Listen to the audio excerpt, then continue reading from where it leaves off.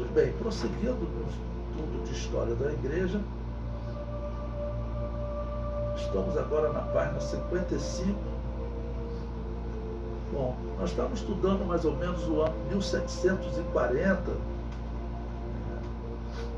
Vou agora contar uma história para vocês do ano 1796. Pentecostalismo em igrejas protestantes. Bom, presta atenção numa coisa que eu vou contar para vocês. Vocês sabem que hoje existe, eles chamam de um pentecostalismo católico, tá bom? O que as igrejas evangélicas dizem, o que nós dizemos, é que aquilo ali é impossível, tá bom? Que o Espírito Santo esteja em uma igreja onde existe idolatria, onde existe crença de purgatório, onde existe prática de culto aos mortos, ok? Então, eles praticam essas coisas, não tem como ser um pentecostalismo autêntico, mas os católicos têm, eles chamam de movimento carismático, por causa do termo grego carisma, dom. Então, tem algumas igrejas protestantes também no Brasil que elas são pentecostais, normalmente as igrejas batistas protestantes, tá bom? E o pentecostalismo deles também é estranho, normalmente está ligado à parapsicologia, à regressão. Vocês devem ter ouvido falar naqueles movimentos G12, cura interior, Cai-Cai. Hoje eles chamam de impacto radical, mas o espiritismo é o mesmo, a parapsicologia está lá. Ou então é um pentecostalismo espírita, ok? E no Brasil não é a primeira vez na história que aparece esse pentecostalismo entre católico e protestante. A história que eu vou mostrar aqui para vocês, sempre citando um historiador, e depois a gente pode dialogar, né? O ano 1796 da era cristã. Algumas igrejas protestantes afirmaram que também receberam a manifestação do Espírito Santo, porém uma manifestação estranha, como aconteceu com a igreja presbiteriana. Veja, eu cito aí esse mesmo historiador que fala sobre diversos tipos de pentecostalismo. Olha a história que ele conta. Barton Stone, pastor das igrejas presbiterianas de Concord e Kenny Ridge, em Bourbon County, 1796, Kentucky, compareceu aos cultos da igreja do Rio Red, convencido de que esta era uma obra genuína de Deus. Aplicou os mesmos princípios de McCreed. Dessa forma, o fogo do avivamento começou a queimar nas duas congregações que pastoreava. James Crawford, um dos ministros presentes, relatou que aproximadamente 3.000 pessoas foram abatidas no espírito, ou seja, caíram. Essa atitude de cai, irmãos, que foi uma expressão que foi usada quando tinha esse movimento do G12, que é um movimento espírita, né, que usa para a psicologia. Eles usavam muito esse negócio de cai, e eles diziam que era como o profeta Ezequiel, o profeta Daniel, que caíram na presença de Deus. Só que observe uma coisa, no caso lá de Daniel, de Ezequiel, eles caíram prostrados, caíram para frente. E nesses trabalhos que envolvem parapsicologia, as pessoas caem para trás, como ocorre na macumba, como ocorre no espiritismo, tá bom? Então, esse negócio de cair não é pentecostalismo, tá bom? E ele prossegue, então, foram abatidas. Alguns irromperam em gargalhadas, enquanto outros corriam e bradavam. Outros até latiram como cães para afugentar o diabo. Eu falo assim, eu não estava para contar uma história desse de pentecostalismo, ainda bem que ele falou que era numa igreja protestante. Ou seja, eles buscaram algum tipo de pentecostalismo lá, mas uma coisa completamente estranha. Que negócio é esse das pessoas ficarem caindo, né? É diferente cair, como eu já vi pessoas que voltaram, assim, caiu, mas, por exemplo, irmãos, eu estava deitado no chão, fiquei quanto tempo? A pessoa teve um arrebatamento. Eu vi pessoas serem arrebatadas e contarem o arrebatamento quando eles retornaram, né? Mas o que ocorre nessas igrejas batista protestantes que fazem esse pentecostalismo, as pessoas não sofreram arrebatamento, não sofreram nada. Só desmaiaram ali. O que você recebeu? Nada. O que você aprendeu? Nada. O que você sentiu? Nada. Eu só apaguei. É uma coisa muito estranha, irmãos. Eu não considero isso um trabalho cristão. E a Assembleia de Deus sempre teve uma atitude contrária a esse tipo de movimento. Tá bom? Por quê? Porque ele está normalmente ligado à parapsicologia. Vocês podem ver. Isso normalmente são psicólogos que fazem esses trabalhos em igreja. Estou falando nos dias atuais. São normalmente psicólogos. Por quê? O diabo conseguiu enganar as universidades. Ele conseguiu colocar a parapsicologia como uma ciência. Se você for fazer psicologia, conversa isso com psicólogos. Você vai estudar parapsicologia. Mas aquilo ali é espiritismo. E como é que eles conseguiram enganar? Nós sabemos que às vezes os demônios conhecem coisas que os homens não conhecem. Diz que, por exemplo, teve caso de pessoas que relataram histórias em que ele foi numa consulta dessa com um médium lá, de um parapsicologista, e o médium então recebeu o espírito do esposo dela. E ela estava procurando um negócio de seguro que ela precisava receber, e o espírito falou para ela a página que o livro estava. Esse espírito, esse demônio sabia onde estava, vamos dizer, onde o homem tinha guardado. Né? E isso não significa que, na verdade, Deus mudou e os espíritos agora têm autorização para voltar a esse mundo. Não, essa pessoa foi enganada. Só que as pessoas, quando fazem faculdade, hoje, elas estudam parapsicologia. O que aconteceu? Muitas pessoas começaram a usar isso, tá ok? Nessas igrejas batista protestantes, que normalmente tem isso.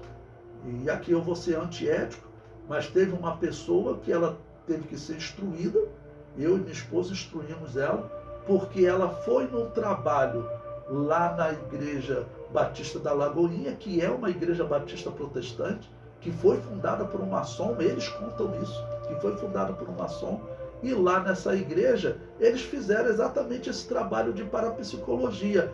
Essa irmã que tinha aceitado Jesus, ela tinha saído do espiritismo, ela tinha saído do que eles chamam de autoespiritismo, ela praticava parapsicologia, ela sabia que aquilo era espiritismo, ela voltou de lá atordoada. Aí tivemos que eu e minha esposa orientar a pessoa, né, para ela não participar mais desses trabalhos, mas isso é comum nessas igrejas, irmãos.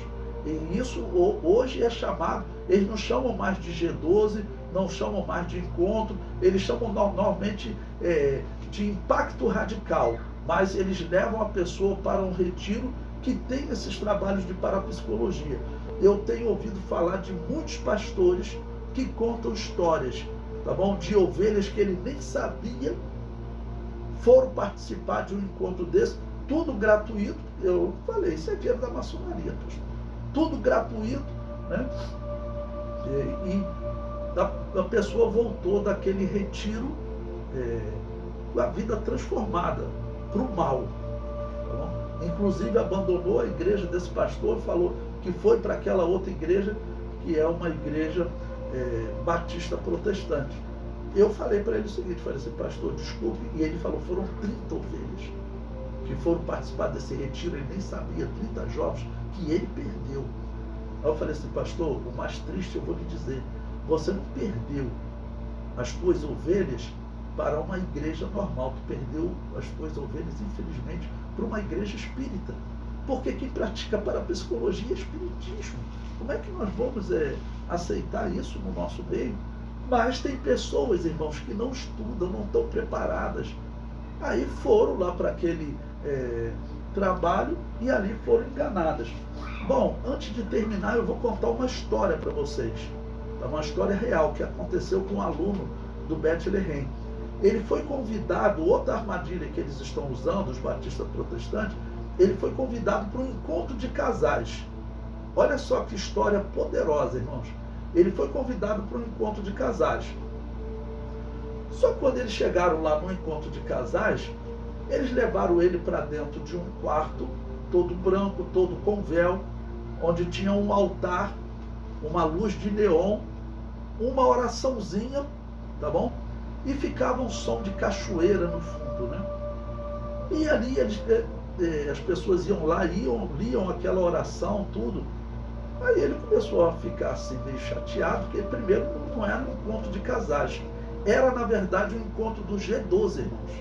Olha só, convidaram ele para um encontro de casais, mas na verdade era um encontro do G12. E ele foi.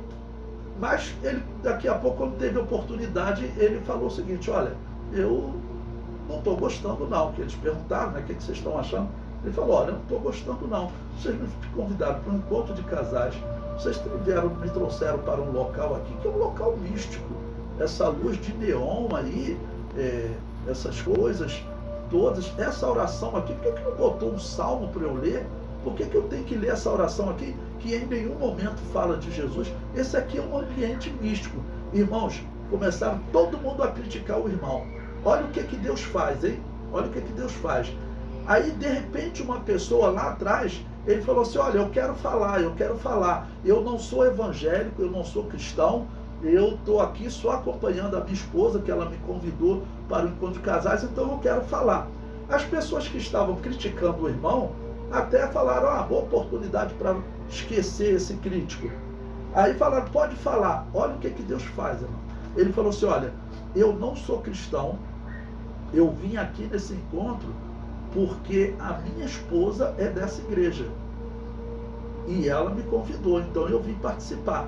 Mas eu quero dizer uma coisa para vocês: antes de ser casado com essa mulher, eu era casado com uma outra mulher que também me chamava para ir no encontro religioso dela, aonde? No espiritismo kardecista, praticar parapsicologia.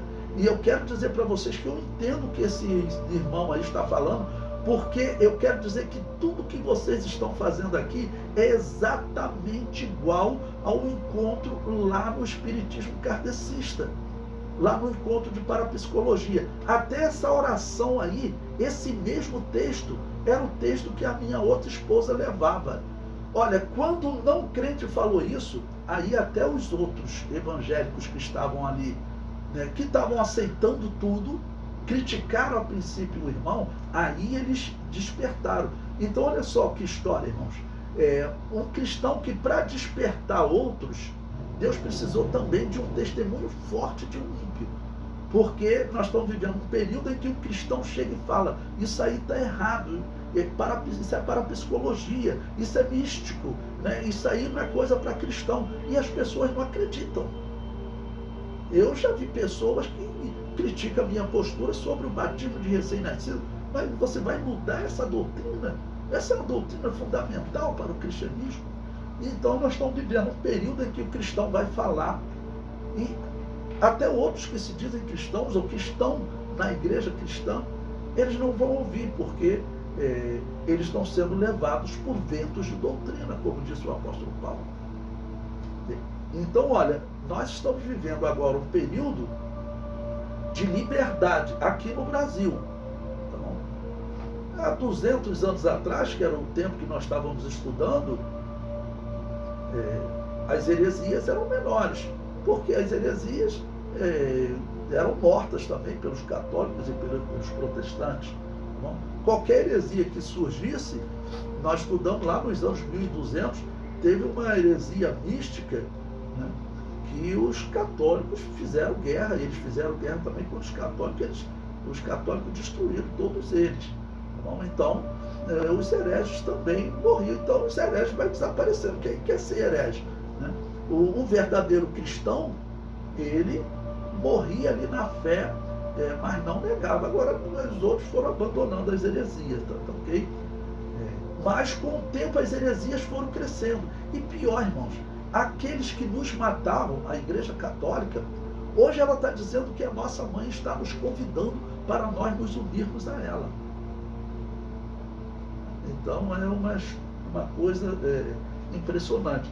Eu quero aproveitar também no final desse vídeo, deixar gravado para vocês, que nesse mês de novembro saiu um artigo meu no Mensageiro da Paz, exatamente sobre o culto aos mortos. Eu sugeri a eles, olha, novembro é o mês do culto aos mortos, em que católicos, luteranos, anglicanos vão cultuar os mortos. Eu estou enviando um artigo que trata desse assunto, quão é pagão essa prática, e aí eles publicaram, está no Mensageiro da Paz, desse mês de novembro de 2023, né?